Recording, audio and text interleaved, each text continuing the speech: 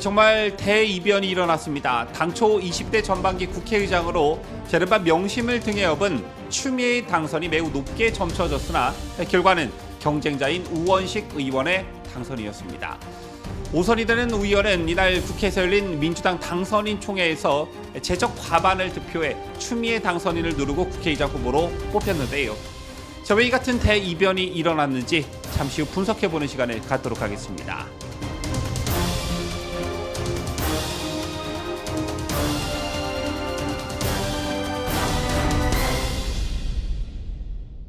시청자 여러분 안녕하십니까? 뉴스데일리 베스트 민해커입니다. 오늘 국회 모든 언론의 관심이 쏠렸던 이유는 22대 국회의장을 뽑는 날이었기 때문이었습니다. 이른바 명심에 따라 교통정리가 됐고 일부 의원들이 후보직에서 사퇴함에 따라 추미애, 우원식, 추미애 이 두 명만 남은 상태에서 경선이 실시됐는데요. 그런데 정말 대이변이 일어났습니다. 무난히 추미애가 될 것이라는 당초 예상을 깨고 우원식 의원이 22대 전반기 국회의장으로 선출됐습니다. 참고로 국회의장은 원내 일당이 내는 것이 관례로 각 당이 의장 및 부의장 후보를 추천하면 다음 달 5일로 예정된 22대 국회 첫 본회의에서 표결을 거쳐 확정되는데요. 이에 따라 오늘 국회에서 열린 민주당 당선인 총회에서 우원식 의원이 제적 과반을 득표해 추미애 당선인을 누르고 국회의장 후보로 뽑혔습니다. 정말 대이변이 아닐 수 없다. 민주당 내 파장이 만만치 않을 듯한데요. 잠시 그간 무슨 일이 있었는지 정리를 간단히 해보도록 하죠. 더불어민주당 국회의장 후보 경선이 추미애와 우원식 간 양자 대결로 치러지게 된 것은 사전 교통정리가 있었기 때문이었습니다. 여기서 명심이라는 게 논란이 됐었는데 당초 6선에 오른 추미애, 조정식 의원 그리고 5선에 우원식, 정성호 의원이 출마했지만 친명계 조희영과 정 의원이 불출마로 전격 선회했습니다. 여기에 박찬대 원내대표가 이재명의 명을 받아 교통정리를 했다는 말이 파다했고요. 이런 과정을 거쳐 양자 대결로 좁혀진 추미애와 우원식은 이른바 명심 마케팅 경쟁을 펼쳤습니다.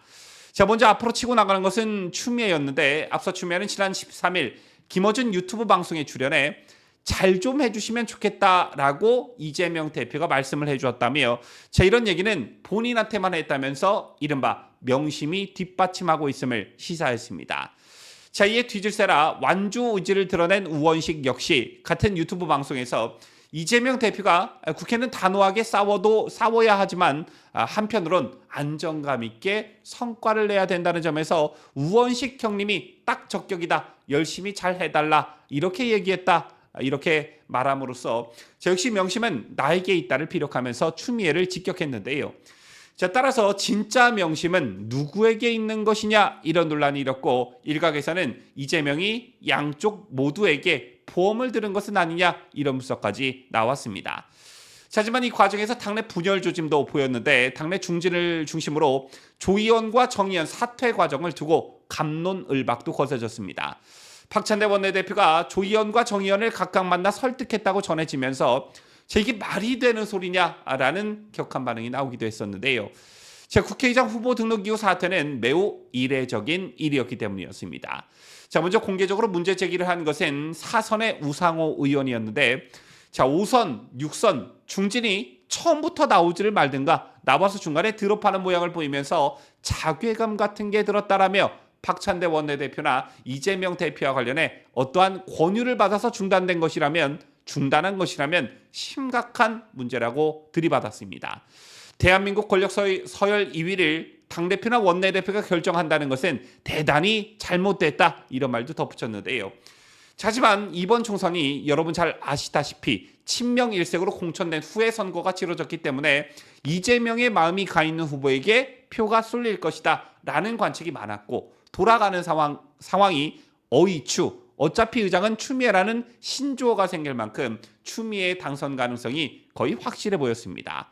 제 이름을 밝히지 않은 민주당 한 중진 의원 언론과 인터뷰에서 추미애가 확실하다며 내부의 반발은 충분히 있을 수가 있겠으나 대세엔 아무런 영향이 없을 것이라고 말하면서 국회 관례에서 가장 마지막 선으로 남아있는 게 선수다. 의원들이 이걸 거스르고 우의원을 짓긴 힘들 것이라고 내다봤는데 반대의 결과가 나온 것입니다.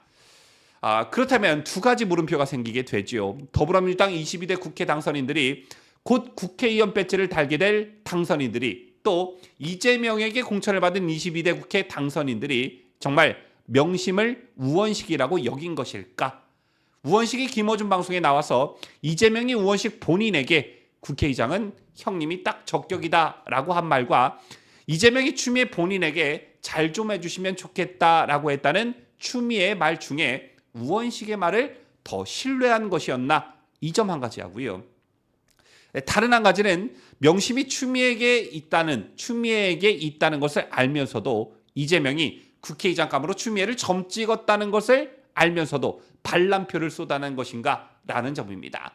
전자의 경우에는 뭐 그리 문제될 게 없지만 후자의 경우 즉 정말 이재명의 마음이 추미애에게 가 있다는 것을 음으로 양으로 알았음에도 불구하고 일종의 반란표가 저렇게나 많이 나왔다면 이건 이재명에게 정말 큰 타격이 아닐 수가 없습니다.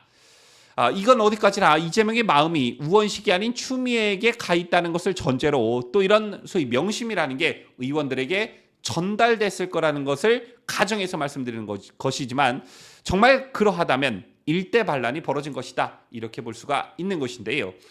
그도 그럴 것이 향후 4년간 임기가 보장된 더불어민주당 당선인들이 이재명에게 잘 보일 이유가 없어졌습니다.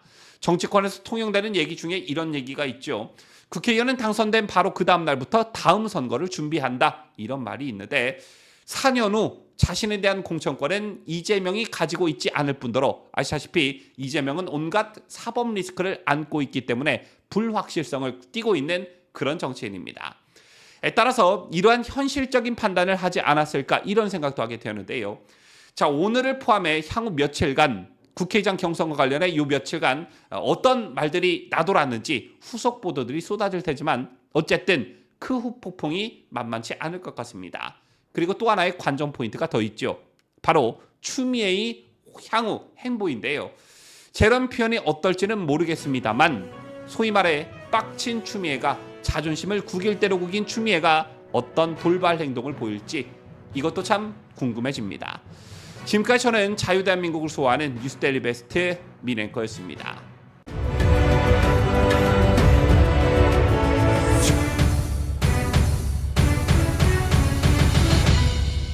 함께해요. 뉴스데일리 베스트.